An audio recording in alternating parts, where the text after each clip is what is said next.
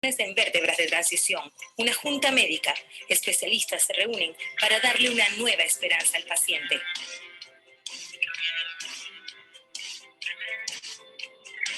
Un implante, AGOA. Los implantes distribuidos por Atlas a traumatólogos y neurocirujanos convierten a su paciente en un hombre superbiónico. Atlas, tu aliado estratégico.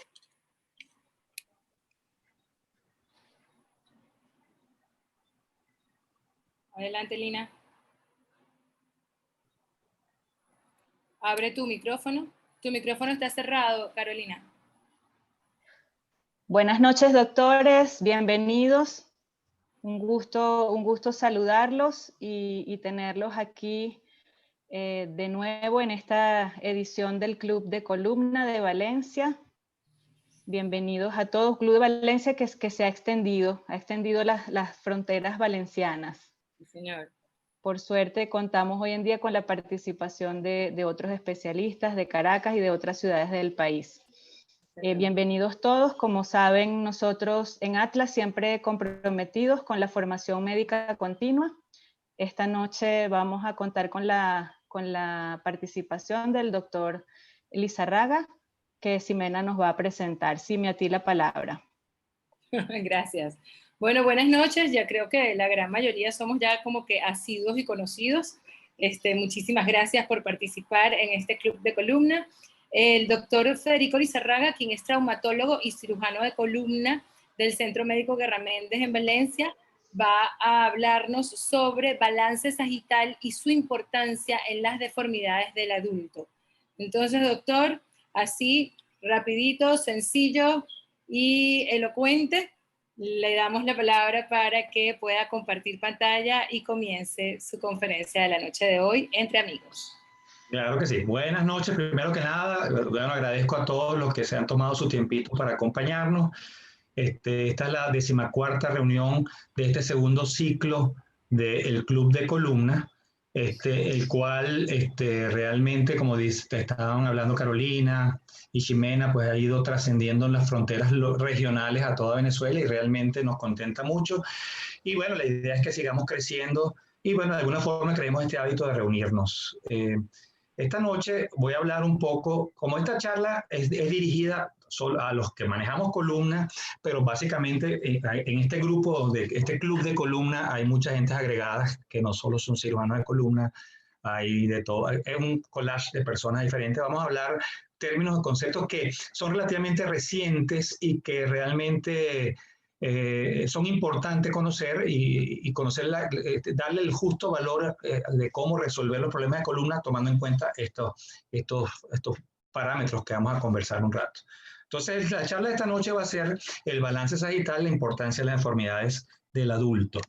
La deformidad espinal del adulto es un problema que está cada vez más frecuente, dado porque el aumento de la expectativa de vida, ya estamos en 74 años y aumentando en el mundo y en Venezuela en particular. Y también las expectativas de estas personas de la tercera edad también han aumentado. Sabemos que el 60% de la población de más de 60 años tiene algún tipo de deformidad. De hecho, esto está descrito en un trabajo por el doctor Schwab y el grupo de deformidades de columna. Y también se ha encontrado que estas deformidades se asocian a dolor en muchos casos, dolor torácico y sobre todo dolor lumbar. Sin embargo, existe un grupo de pacientes que tienen deformidad, pero no tienen dolor. ¿Okay? Entonces la pregunta que tenemos que responder es, ¿qué es lo que hace que ocurra esto? Que haya pacientes con deformidad que no tengan dolor. ¿Qué factores producen dolor en la enfermedad, la escoliosis degenerativa del adulto? Hay un estudio realizado por el grupo de deformidades en el 2002, donde estudiaron numerosos parámetros radiológicos y tratando de buscar cuáles estaban relacionados con dolor y discapacidad. Y encontraron que los parámetros más relacionados eran el desbalance sagital, la pérdida de lordosis lumbar, entre otros como la oblicuidad de L3, la cifosis toracolumbar, la subluxación rotatoria y la espondilolistesis. Y encontraron que ciertos parámetros que creían que podían estar relacionados no lo están, como es el tamaño del ángulo de Cobb a nivel coronal, la presencia de escoliosis del adolescente o escoliosis evolucionada del adolescente, el desbalance coronal y la cifosis torácica. Entonces, tenemos que profundizar nuestro conocimiento sobre el balance sagital, sus implicaciones sobre la mecánica de la columna y cuál es el tratamiento del desbalance sagital. Ahora, vamos a definir el desbalance sagital. El desbalance sagital es la habilidad, o el balance sagital es la habilidad de mantener la columna cervical directamente sobre el sacro cuando estamos de pie, ¿ok? Con una relación armónica entre las curvas que tenemos en la columna. Dicho en otras palabras, tratar de mantener nuestro cráneo directamente sobre nuestra pelvis, ¿ok? La línea de carga debe estar totalmente de la cabeza directamente sobre la pelvis. Ahora, ¿qué importancia tiene este desbalance sagital? Desde hace mucho tiempo esto ha sido estudiado. De hecho, el doctor Dubocet definió el cono de estabilidad de Dubocet, que se le conoce así, que básicamente, como vemos en esta gráfica, si nosotros tenemos nuestro esqueleto, nuestro cuerpo, en el centro de ese cono, vamos a tener un mayor equilibrio muscular, una mayor eficiencia energética, vamos a tener, nuestros músculos van a trabajar menos, nos vamos a cansar menos, y vamos a tener una mejor transmisión de la carga a través del esqueleto.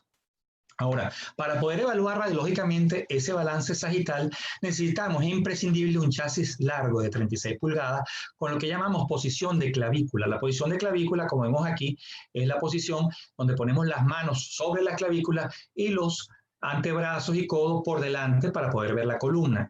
No con los brazos extendidos como algunos centros radiológicos las toman, porque ahí tenemos que hacer algún tipo de compensación para mantenernos en equilibrio. Entonces, esta es la posición ideal para hacer ese tipo de placas. Hay estudios más sofisticados, como el EOS, en el cual podemos ver el cuerpo entero y con menor radiación que las rayos X. Sin embargo, lamentablemente, no disponemos de este sistema en Venezuela. Ahora, ¿cómo medimos el balance sagital? Básicamente tomamos el cuerpo de S7, ¿okay? El centro del cuerpo S7, y trazamos una línea vertical hacia abajo. Esa línea se llama eje sagital vertical, y ese eje debería pasar por la esquina póstero superior del sacro. Eso sería un balance sagital neutro, ¿ok? Ahora, pues también aprovechamos medir lo que es la cifosis torácica, la lordosis lumbar y los parámetros pélvicos, de los cuales hablaremos un poquito más adelante, ¿ok? Ahora, por convención, cuando esta línea, este eje sagital vertical, cae por delante de esa esquina póstero superior del sacro, se le denomina balance sagital positivo. Por el contrario, si esa línea cae por detrás de esa esquina póstero superior del sacro, se denomina balance sagital negativo. La vida es un evento sifotizante. Cuando tenemos el crecimiento alrededor de la segunda década, a medida que vamos envejeciendo de en adelante, sobre todo a la tercera década de la vida, empieza a ocurrir lo que llamamos la degeneración discal, y esto va a dar como consecuencia que la altura de los discos progresivamente vaya disminuyendo, y como los discos están en la parte anterior de la columna, por supuesto, nos vamos desbalanceando hacia adelante, o sea, hacia positivo.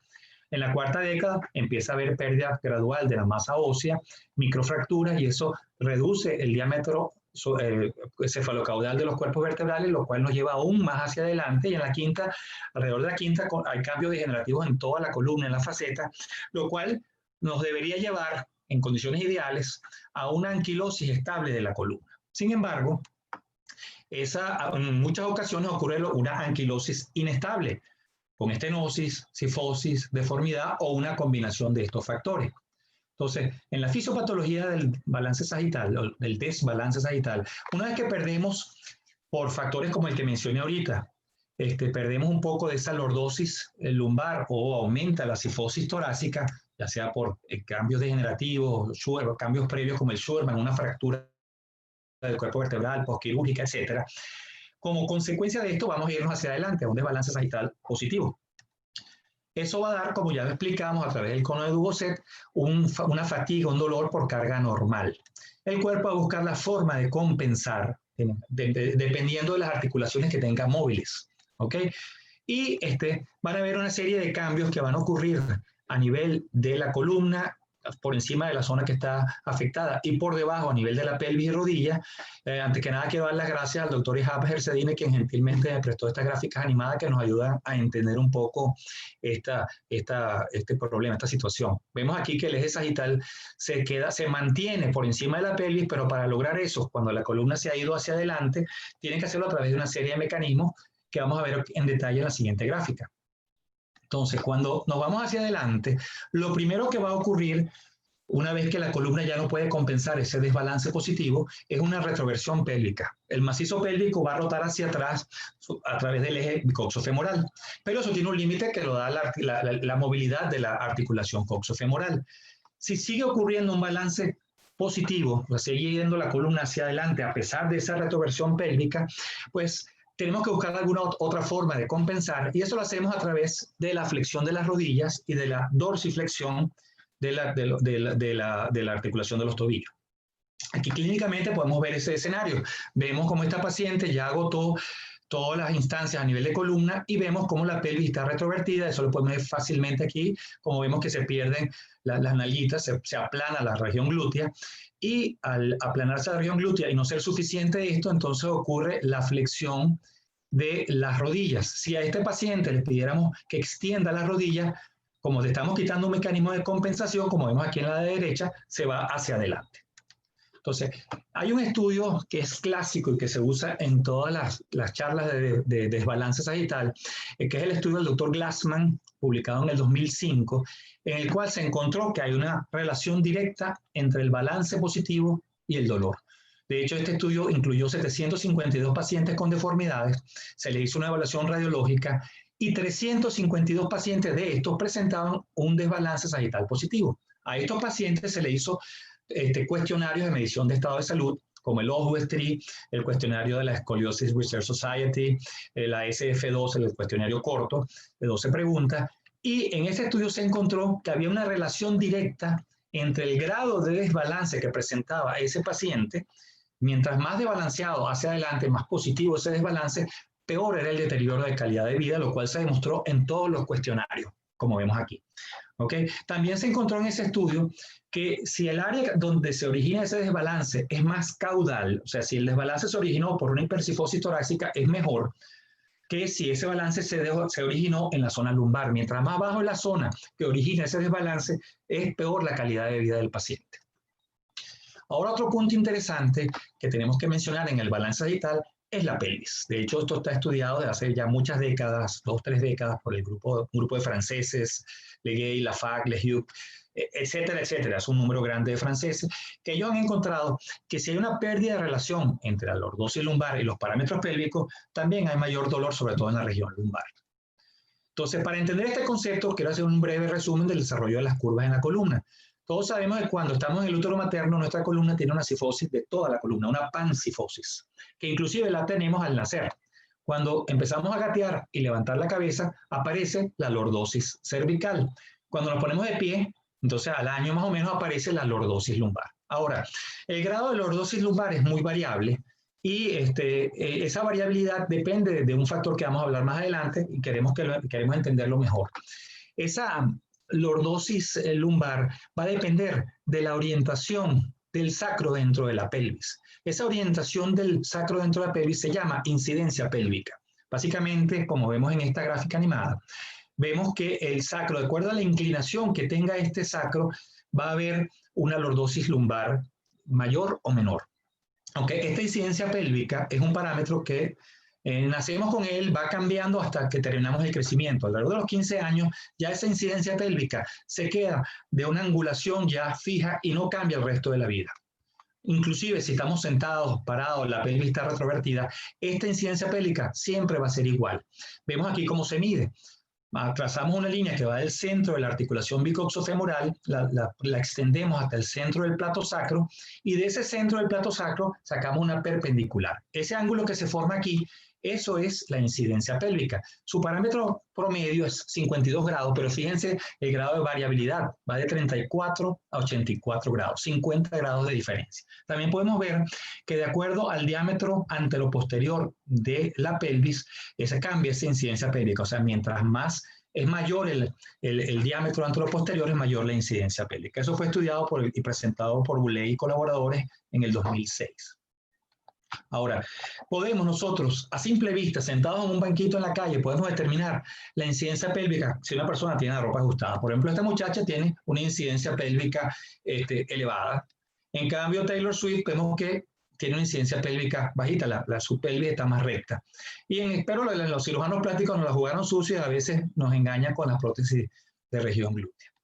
Ahora, Este estudio que se presentó por el doctor Goulet en el 2006 también demuestra que hay una relación directa, lineal, entre el grado de incidencia pélvica y el grado de lordosis lumbar. O sea que mientras mayor la incidencia pélvica, mayor la lordosis lumbar. Y esa relación es de 9 grados o menos. Un poquito para arriba o para abajo. O sea, si la incidencia pélvica es 50, entre 59 y 41 tiene que estar la lordosis lumbar. Eso está demostrado y es importante que lo entendamos. Por ejemplo, en esta rayo X que le voy a mostrar, vemos aquí que esta rayos X tiene una lordosis lumbar de 40 grados. Si basamos en lo que siempre hemos entendido como parámetros normales de lordosis lumbar entre 40 y 60 grados, podemos decir que esta lordosis lumbar es normal. Sin embargo, cuando vemos la incidencia pélvica, esta incidencia pélvica de esta paciente es 60 grados. Vemos que hay una diferencia entre la lordosis lumbar y la incidencia pélvica de 20 grados, que está muy por encima de los 9 grados que hablamos ahorita. De hecho, nosotros podemos predecir que esta paciente que tiene 60 grados debe tener una lordosis lumbar entre 51 y 69 grados. Ese es el valor normal para esta paciente. O sea que es un parámetro personalizado, un sello de fábrica que tenemos nosotros y eso nos va a dar la lordosis lumbar. Por lo tanto, lo que se habla en los informes radiológicos y muchos médicos manejan como rectificación de la lordosis fisiológica no debería utilizarse. Deberíamos hacer una rectificación relativa a la incidencia pélvica. Ahora, existen otros parámetros pélvicos que son importantes de conocer, como es la inclinación pélvica, que la vamos a llamar pelvic tilt en su término en inglés, porque es más fácil diferenciarlo de la incidencia pélvica. Entonces, si hablamos de incidencia, inclinación pélvica, nos podríamos confundir. Es más fácil decir pelvic tilt que vamos a saber que es diferente a la incidencia pélvica. Entonces, el pelvic tilt es básicamente, se refiere a la retroversión que presenta el sacro, el macizo sacro. Vemos aquí que mientras más retrovertido está el sacro, es mayor el pelvic tilt. Aquí, ¿cómo se mide el pelvic tilt? El pelvic tilt se mide con una línea vertical que sale de la articulación bicausofemoral y una segunda línea que va al centro del plato sacro. Entonces, como vemos, hay un parámetro fijo, que es la vertical. Por lo tanto, si nos cambiamos de posición, este pelvic tilt va a cambiar. A diferencia de la incidencia pélvica, que la incidencia pélvica no importa que estemos sentados o parados. Ahora, este es un parámetro que mide, como dije, la retroversión pélvica, que es un mecanismo de compensación. Entonces, lo que hace el pelvic tilt, la medición del pelvic tilt nos está diciendo qué tanta compensación está realizando el paciente. El valor normal de ellos, de la pelvic tilt, es menos de 20 grados. Otro parámetro que también se mide es el sacral slope en inglés o pendiente sacra, el cual simplemente está evaluando qué tan horizontal o qué tan inclinada está la superficie del sacro, del plato sacro, con respecto a una línea horizontal. ¿Ok? Ella, por supuesto, si la incidencia pélvica es mayor, esta pendiente sacra va a ser mayor, y si la incidencia pélvica es menor, por supuesto, esa pendiente sacra va a ser menor. Ahora, hay una relación inversamente proporcional entre el pelvic tilt y la pendiente sacra. Mientras mayor es el pelvic tilt, es menor la pendiente sacra. ¿Okay? De hecho, la suma de estas dos mediciones se ha demostrado que da la incidencia pélvica. Si medimos el pelvic tilt y la pendiente sacra, nos va a dar la incidencia pélvica.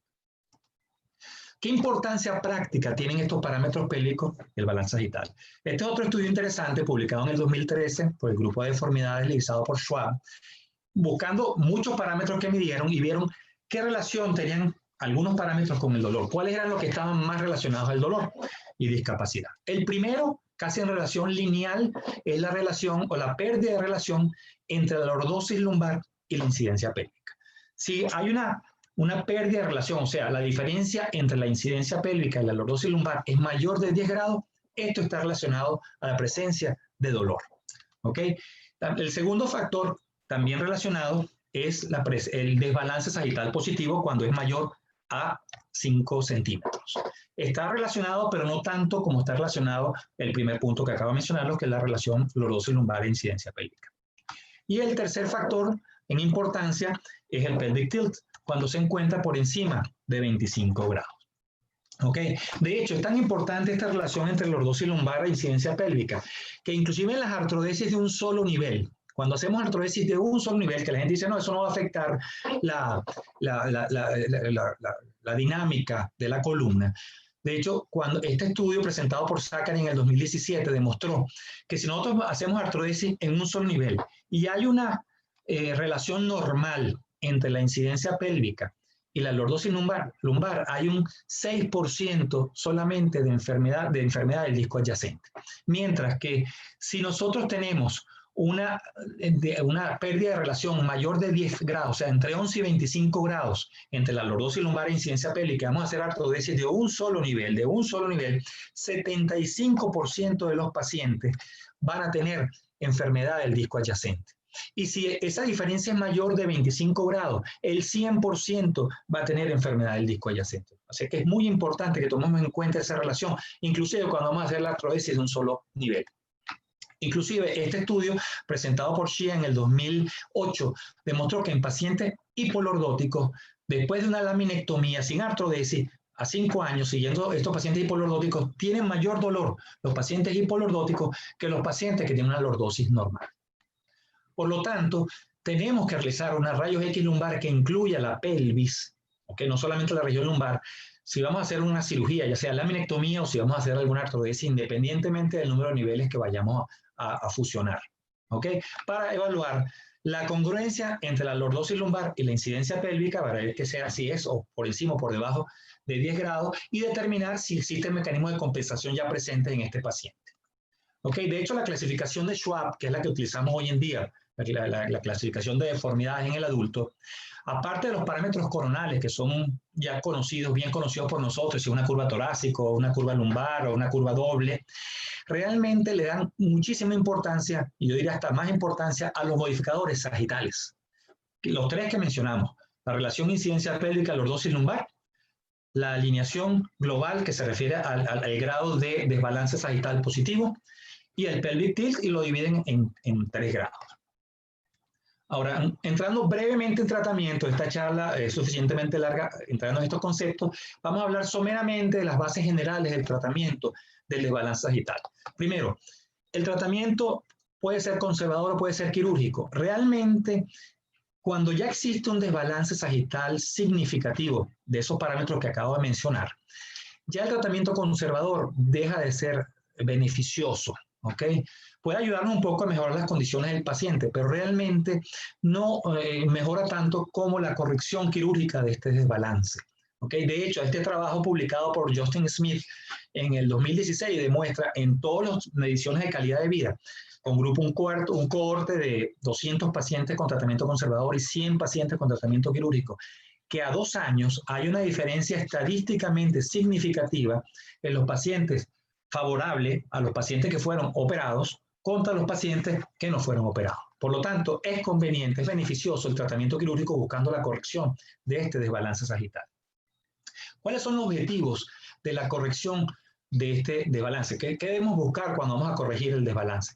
Bueno, primero tenemos que recuperar la relación normal entre la lordosis lumbar y la incidencia pélvica, que sabemos que es el parámetro que más produce dolor.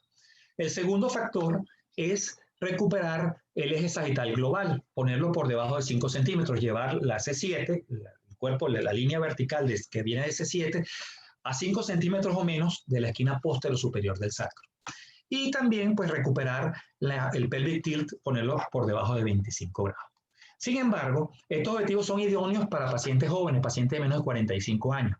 Pero en pacientes ya mayores, donde hay más osteoporosis, la columna ha estado desbalanceada por mayor tiempo, no podemos ser tan ambiciosos. De hecho, este trabajo publicado en el 2016 por la FAC demostró que en pacientes que hay que trazarse objetivos que son dependientes de la edad del paciente. Por ejemplo, en un paciente de 75 años, como vemos en esta gráfica, no podemos pretender llevar una relación lordosis lumbar e incidencia pélvica de menos de 10 grados, porque vamos a obtener una cifosis de unión, lo que llaman el PJK. O sea, al fijar la columna por arriba, se va a producir una cifosis o una fractura o un aflojamiento de implante. Por lo tanto, es conveniente en estos casos, de alguna manera, modificar nuestros objetivos y conformarnos quizás con una relación lordosis lumbar e incidencia pélvica de 20 grados. Y este paciente le va a ir bien de esta manera. Eso está demostrado estadísticamente en este trabajo. Ahora, ¿cómo logramos esos objetivos desde el punto de vista quirúrgico? Básicamente, el concepto son 3 opciones. Una, o alargamos la columna anterior y colocamos algún dispositivo intersomático, ya sea hueso o sea alguna lift o un cliff, lo que sea. O hacemos acortamiento de la parte posterior de la columna y fijamos con sistemas pediculares, o una combinación de ambos elementos. Ahora, básicamente para alargar la parte anterior de la columna, como ya les mencioné, tenemos la utilización de la lift, del X-lift, sobre todo cuando hacemos liberación del ligamento longitudinal anterior, y el TLIF, que es por vía posterior, pero estamos alargando la columna anterior, pero combinado con una otomía posterior. Aquí un ejemplo rápido de una artrodesis por vía anterior con un dispositivo intersomático. ¿Ok? En este caso tenemos un paciente con 2 niveles y se optó por una descompresión indirecta a través de un X-lift, un abordaje lateral con una artrodesis posterior unilateral. ¿Ok? Esos son simplemente como ejemplos de ese tipo de corrección. Ahora, también se puede corregir, como les dije, por vía posterior. En vía posterior tenemos lo que llaman las osteotomías. De hecho, el Dr. Schwab tiene una clasificación de 6 tipos de osteotomía. Básicamente van de 2 en 2. Las primeras 2 niveles son osteotomías de ponte, o sea, facetaria. Vamos a resecar 1 o 2 facetas. Esa es el nivel 1, es una faceta. El nivel 2 es 2 facetas, lo que llamamos la osteotomía de ponte o Smith-Peterson. En el tipo 3 y 4 son osteotomías de sustracción pedicular, las cuales pueden ser una sustracción en cuña del cuerpo vertebral, pedículo y elementos posteriores, o puede ser incluyendo el disco superior, ¿ok? Esa sería la tipo 4. Y la resección del cuerpo vertebral, que puede ser resecando un cuerpo vertebral o varios cuerpos vertebrales. Ahora, aquí podemos ver gráficamente, para que entendamos mejor los que no lo manejan esto, simplemente estamos aquí resecando las facetas y luego cerrando ese espacio que creamos con la resección de las facetas y parte de la lámina, ligamento amarillo y elementos posteriores. Ahora, para que podamos hacer esto, necesitamos que el disco esté móvil. Si el disco está fijo, si esto ha sido ya fusionado o está anquilosado, prácticamente esta osteotomía es más difícil poder hacer ese tipo tener esta opción. Podemos obtener aproximadamente por cada milímetro de resección que tenemos aquí, vamos a obtener un grado de corrección. Normalmente nosotros podemos sacar hasta 10 milímetros, podemos resecar hasta 10 milímetros de la faceta y lámina, por lo tanto podemos obtener alrededor de 10 grados de corrección. Aquí un ejemplo, una paciente que tuvo una escoliosis idiopática, la cual presentó una infección, una pseudoartrosis, se le retiró el material. Esa paciente acudió con un desbalance sagital importante, vemos cómo tiene la retroversión de la pelvis, todos los elementos que acabamos de hablar de desbalance sagital. A esa paciente se le hicieron varias osteotomías de ponte con colocación de sistema pedicular y se le hizo una maniobra de palanca de cantilever y vemos que esa paciente recuperó su balance. Aquí podemos ver cómo la columna está directamente sobre la pelvis y podemos ver desde el punto de vista clínico, antes de la operación, qué tanto pudimos corregir de esa paciente, obteniendo otra vez una recuperación de la retroversión pélvica y de los elementos que conforman el desbalance sagital.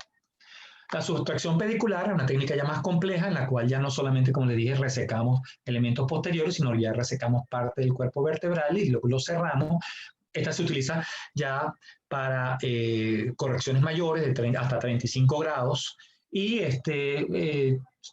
ya cuando son correcciones en segmentos anteriores que están anquilosados o que están fusionados, pues podemos utilizar esta técnica con éxito. Como dije, puede ser solamente resecar parte del cuerpo vertebral o la tipo 4, donde resecamos parte del cuerpo vertebral junto con el disco. El último grado, el más complejo, que es la resección de cuerpo posterior del cuerpo vertebral, la cual, como vemos, la resección del cuerpo vertebral, la cual puede ser uno o varios cuerpos vertebrales. Se reseca prácticamente toda la columna desde atrás, toda la vértebra del cuerpo vertebral y elementos posteriores, y luego se fija. Aquí podemos obtener una corrección dramática hasta de 50 grados en el plano sagital y 62 en el grado coronal. ¿Ok? Estas últimas dos, la resección de cuerpo vertebral y la sustracción pedicular, tienen un alto porcentaje de complicaciones. En este trabajo de Justin Smith en el 2017 demostró que se presenta 78% de complicaciones con esta técnica, de las cuales 61% son complicaciones mayores. Entre las complicaciones está ruptura del implante, desgarro de la dura, radiculopatía y, peor aún, déficit motor que puede ser temporal o permanente. ¿Okay? Solo se recomiendan esas técnicas para deformidades muy importantes, como ya vieron, que tengan ángulo agudo, o sea, de radio corto, y que tengan anquilosis o que los discos están fusionados por el alto grado de complicaciones. Voy a hablar un poquito rápidamente, no quiero entrar en detalle de estos algoritmos porque si no nos vamos a extender una hora más, pero hay varios algoritmos publicados y estos van cambiando habitualmente, tienen diferentes niveles, en este caso en el de Silva en el 2010 tienen 6 niveles que en función a las características que presenta, sobre todo el grado de desbalance, alteraciones del eje sagital, se van haciendo cada vez más complejas este tipo de osteotomías o de tratamiento. O este último publicado el año pasado por Mumaneni, del grupo de columna, de deformidades de columna, donde a través de tratamiento mínimamente invasivo lograron corregir deformidades del adulto. Como ven, tienen varios niveles de corrección y todos van a basarse en las alteraciones que puedan ocurrir en el eje, tanto en los parámetros pélvicos como en los parámetros sagitales. No voy a entrar en detalle, yo pienso que esto podría ser tema de una charla específicamente del tratamiento y cómo hacer el tratamiento quirúrgico del desbalance. El objetivo de esta charla era básicamente entrar en los conceptos de desbalance sagital y entender la importancia que tienen, no cómo tratarlo, porque eso es una charla completa. En conclusión, la pérdida del balance sagital va a presentar manifestaciones clínicas como dolor, inestabilidad, incapacidad para mantenerse derecho de pie. Las etiologías pueden ser múltiples. Debemos adoptar una clasificación clínico-radiológica para decidir conducta. Importantísimo que quizás es el concepto que quisiera dejar aquí. Y cuando evaluamos y tratamos el dolor lumbar tipo mecánico, debemos tomar en cuenta los parámetros pélvicos y su relación con la lordosis lumbar para poder decidir si vamos a hacer lo que vamos a hacer o modificar el tratamiento y hacer algo más si existe alguna alteración en estos parámetros.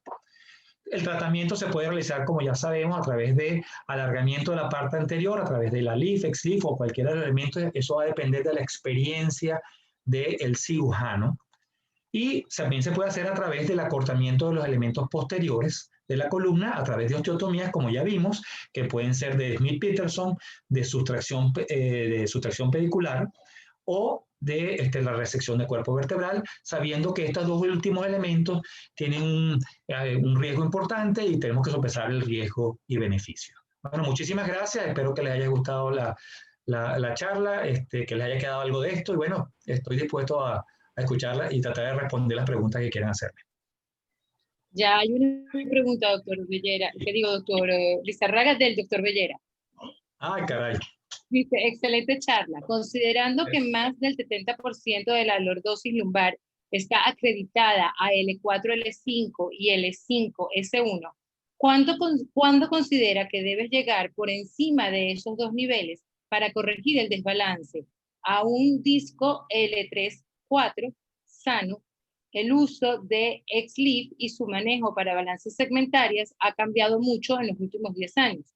Antes era un pecado la violación del LLA y ahora se procura porque genera mejor recuperación de la lordosis segmentaria. Espérame un segundito, déjame, la pregunta es muy larga. Sí, ¿Cuándo consideras que debe llegar por encima de esos dos niveles para corregir el desbalance? A un disco L3-4 sano. Ok, fíjate una cosa, sabemos que el 60... Son dos preguntas. Sí, primero hasta ahí y luego me imagino que la otra es el uso de ex-LIF y su manejo para balance segmentario. Vamos a llegar hasta esa. Ok, fíjate una cosa, el primero, el 60% de la lordosis sabemos que está entre L4 y S1.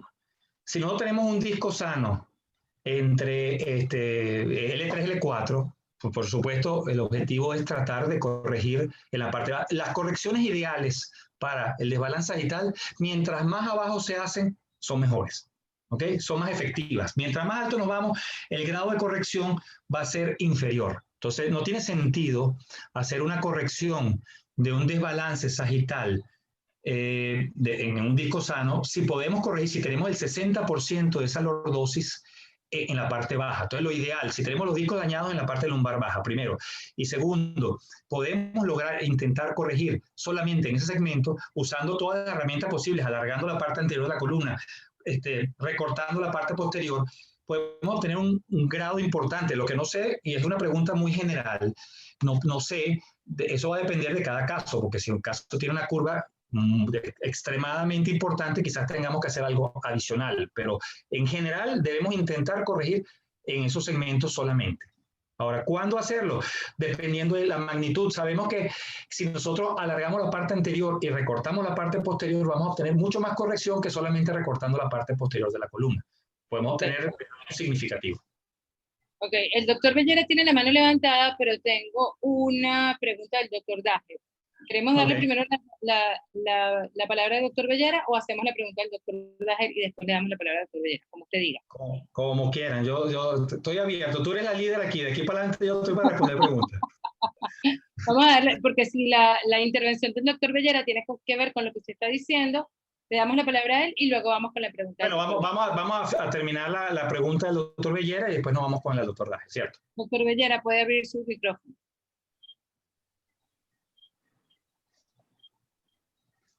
¿Aló, me oyen? Te oímos, sí. Te oímos.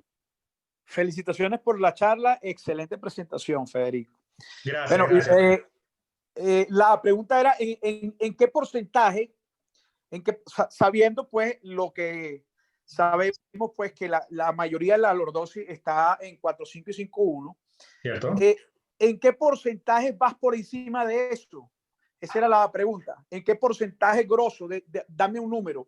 ¿En qué porcentaje piensas tú en que deberías ir para mejorar el desbalance? ¿En qué porcentaje piensas tú de tu caso, de tu experiencia, has tenido que ir por encima de 4.5? Esa es la pregunta. Mira, en general, en las escoliosis degenerativa del adulto, bueno, vamos a hablar de números.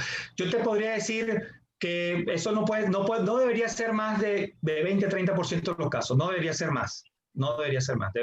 Si nosotros podemos, la mayoría vamos a tratarlos abajo. Vamos a luchar a toda costa de quedarnos con la parte baja de la columna. Perfecto. Y el otro era un comentario, no era una pregunta.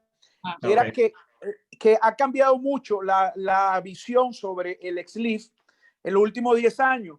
Antes era un pecado la violación del ligamento sagital común anterior porque creaba muchísima inestabilidad. Ahora, en la época de los parámetros espinopélvicos y la responsabilidad del cirujano en la reconstrucción del balance segmentario, ahora se promueve precisamente la ruptura del ligamento para mejorar el ángulo de la lordosis. Sin duda, sin duda. O sea, totalmente. Y el último comentario a manera de chiste, ¿no? Antes de que se hablara de la incidencia pélvica, hace como 15 años, cuando nos dábamos cuenta, precisamente con la foto bien ajustada que pasaste, que te lo agradezco, veíamos en sacros muy horizontales, veíamos que terminaban en listesis 4.5 como mecanismo de compensatorio. Entonces, cada vez que uno veía esa prominencia posterior en esa ropa bien ajustada, yo decía, es buena hasta los 45, 50 años. Después de ahí, hay problemas. Sin duda que es importante lo que acaba de decir, que las ventajas cosméticas de tener esa incidencia pélvica elevada tiene la desventaja de que la carga sobre las facetas de esas mujeres o de esos pacientes va a ser mayor y esos pacientes van a tener problemas facetarios y tiene mayor riesgo de lisis e inclusive de listesis. Sí. Muchísimas gracias. Gracias por la respuesta. Gracias. Doctor, pregunta del doctor Antonio Daje. Excelente conferencia. ¿Cómo hacemos si no disponemos de los estudios radiológicos adecuados, como pasa en la mayoría de los centros hospitalarios? Ok, fíjate una cosa. las rayos X pienso que en todos los hospitales se cuentan y ese sí no sería problema porque realmente el EOS lo mencioné como algo anecdótico.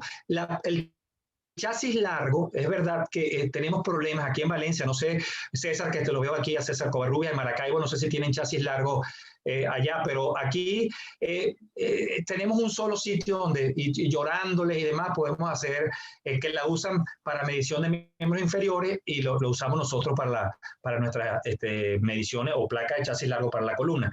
Sin embargo, como yo digo, si no tienes eso, por lo menos trata de hacer una rayos X lumbar que incluya la pelvis, porque como ya vimos, el punto más importante de dolor en los pacientes es esa relación esa pérdida de relación entre lordosis lumbar e incidencia pélvica. Entonces, por lo menos, en los pacientes que van a ser operados, que le vamos a hacer una artrodesis, tienen dolor lumbar crónico, una escoliosis degenerativa de la columna lumbar, que es el sitio que más se degenera y que más progresa en la etapa adulta, por lo menos haz una medición de los parámetros pélvicos para saber dónde estás parado. Okay. El doctor Efren Peña tiene la mano levantada. Doctor, déjeme abrirle el micrófono. Ya puede abrir su micrófono. Doctor, excelente ponencia, excelente charla. Mejor no se pudo haber resumido y se pudo haber explicado. Sin embargo, esta incidencia pélvica tiene muchas más repercusiones. Yo incluso en mi consulta, cuando llegan pacientes con dolor lumbar, incluso pacientes jóvenes que vienen con un descondicionamiento físico, con debilidad del psoas, con pared abdominal baja, la cincha pélvica o la cincha abdominal bien débil, tú vas a ver que ya hay alteraciones para los parámetros espinopélvicos y tú los mandas a hacer rehabilitación, a fortalecer estos grupos musculares, elongar los isquiotibiales, fortalecer el recto abdominal y luego logras ver cómo ese paciente logra restituir esa posición de la pelvis. O sea, que es algo que no solamente lo vamos a ver cuando vamos a planificar nuestros pacientes para cirugía, sino que en nuestra práctica diaria como causa de dolor lumbar, causa de dolor axial lumbar, está el desbalance sagital. Y que obviamente, si tenemos un mecanismo compensatorio que comienza por la parte muscular, y por eso considero que la rehabilitación o los pacientes comienzan a mejorar cuando hacen una rehabilitación dirigida a fortalecer estos grupos musculares que te permiten mantener este equilibrio. Claro. No, yo estoy de acuerdo hasta cierto punto que eso definitivamente nos va a ayudar en casos leves, pero ya cuando hay un cambio significativos como retroversión pélvica y cuando hay ya cambios significativos de pérdida de relación loroso-lumbar, es poco lo que tú vas a hacer porque son resultados de cambios anatómicos, cambios degenerativos en los discos y eso no lo vas a revertir. Puedes mejorar su condición, pero eventualmente quizás la solución no sea simplemente con el tratamiento de rehabilitación, pues. Okay. El doctor Armando Pineda tiene la mano levantada. Doctor Armando, puede abrir su micrófono que ya se lo activé. ¿Aló? ¿Me oyes? Armandillo. Hola, ¿cómo estás? Bien, chévere, gracias. Mira, Fede, quería hacer un comentario de la pregunta de Fernando. Creo que era algo así como qué porcentaje subes para restituir el balance o qué sé yo, de L3 para arriba o L3 para abajo, algo así, ¿no? Algo así. Sí, yo quería hacer el comentario, es que el balance sagital puede ser alterado por una deformidad local o por una deformidad global. Claro. Si el balance está localizado, se debe a una deformidad local, como una cifosis a nivel toracolumbar donde no debería haberla, y en otros casos parecidos, yo evito incluir L5S1 en mi fusión. Yo por todos los medios intento evitar incluir L5S1 para corregir el balance sagital. Ahora, si el desbalance ya pasa de ser algo regional a algo global, algo que está muy ido por delante de la línea SBA y que yo necesariamente en mi planificación tengo que llegar a L5S1, pues tengo que llegar a pelvis también, claro, lo ilíaco. Entonces, lo que yo siempre evito es por eso no entendí la pregunta de subir más de L3. Lo importante es bajar de L3 hacia abajo, porque lo que queremos es preservar la mayoría del movimiento lumbar. De L3 hacia arriba no importa mucho, de L3 para abajo es donde queremos preservar. Entonces, tratar de no incluir los segmentos más móviles, si nosotros podemos corregir, y eso se hace solamente con planificación preoperatoria, el balance sin incluir la pelvis y el L5S1. No, que yo pienso que el enfoque que le estaba dando, eso es lo que quise entender yo, el problema es cuando el origen del problema es bajo. Eso es lo que yo entiendo de la pregunta, que el origen del problema es lumbosacro, no arriba. Por eso es que pienso que... Bueno, eso por eso es que cada deformidad es diferente y hay que evaluarla. Sí, por eso te digo, más o menos eso es lo que quise entender o lo que entendí yo de todo esto. Ok, creo que ahorita no hay, por ahora, a ver, sí, no, por ahora no hay más preguntas en el chat. Si alguien quiere levantar la mano y hacer alguna pregunta en vivo, lo puede hacer.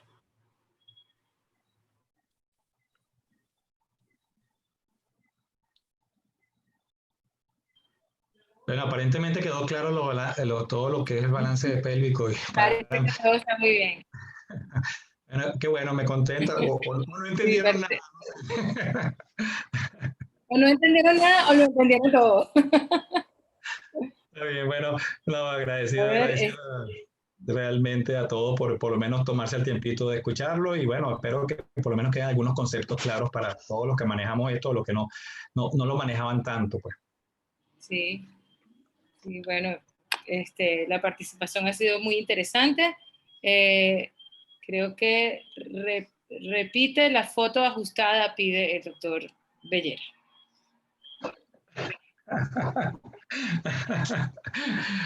Después la paso. Bueno, agradecido a todos por compartir con nosotros. La idea de este club de columna es mensualmente hacer este tipo de reuniones. Obviamente, tradicionalmente estas reuniones han sido hechas por gente aquí de Valencia, pero la idea no es esa, la idea es incluir gente de toda parte de Venezuela, porque como bien dijo Ximena, esto ya no es algo regional. Afortunadamente el internet nos permite reunirnos César de Maracaibo, los de Caracas, de Armando, Luis, etcétera, también. O sea, tenemos diferentes personas que nos están acompañando y creo que la idea es que, bueno, más adelante todos tienen ideas que nos pueden aportar y creo que esto debería continuarse no solamente con el Club de Valencia, el Club de Caracas, el Club de Maracaibo, etcétera. La idea es que cada quien ponga su granito de arena y nos mantengamos de alguna forma actualizados. Excelente, doctor. Muchísimas gracias, su conferencia excelente. Gracias a ustedes. Carolina, y próximamente tenemos el club de columna, creo que como en 15 días, 3 semanas, hay otro club de columna. Creo que el de fin de año, que es el doctor Bellera, ¿no? Exactamente, y bueno, nada más nos queda decirles que va a quedar grabado y que va a estar esta conferencia, va a quedar colgada en la página de Atlas, y cualquier cosa que necesiten, pues estamos completamente a su orden. Y bueno, a los que están en el curso de columna, nos vemos el lunes. Es así. Bueno, muchas gracias a todos y bueno, nos vemos pronto. Igualmente. Chao. Chao.